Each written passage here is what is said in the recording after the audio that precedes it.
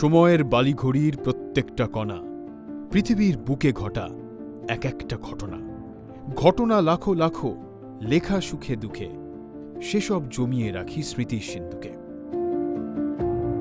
একটা নোটিশ আছে, শোনো ভালো করে, কালকে ছুটি থাকছে, ডাইরেক্ট অ্যাকশন ডে।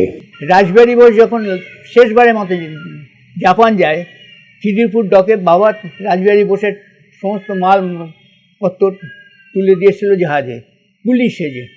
যখন তখন সাইরেন বাজতে পারে। লুকিয়ে গিয়ে মহাত্মা গান্ধীর কাছে আশ্রয় নিলেন। বোম ব্লাস্ট করে একটা হাত গাছের ওপরে উঠে গেল। আমার খুব ভালো লাগতো পাড়া, এই অ্যাপার্টমেন্ট না, সেগুলো খুব মিস করি তখনকার দিনে, এই উৎসবগুলো ছিল। হ্যাঁ, আমাদের দেশে কিছু না, আমরা ভাই ভাই মিলেই ছিলাম।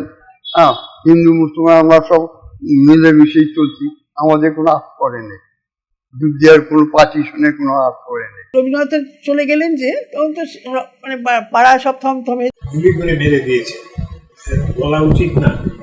আমরা যত্ন নিয়ে স্ট্যাম্প জমাই, বাসের টিকিট জমাই, সহজপ্রাপ্য দেশলাই বাক্স থেকে দুষ্প্রাপ্য মূর্তি জমাই। আমরা বেখেয়ালে স্মৃতিও জমাই।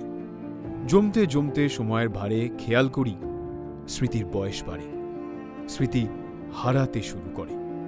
জীবনের ফাল্গুন চৈত্রে এসে জমানো স্মৃতিগুলো সিন্দুক থেকে বের করে পরের প্রজন্মের জন্য যদি রেখে দেওয়া যেত, তাহলে তৈরি হতো একটা স্মৃতির সিন্দুক। হারানো সময়ের জমানো ঘটনা বলি।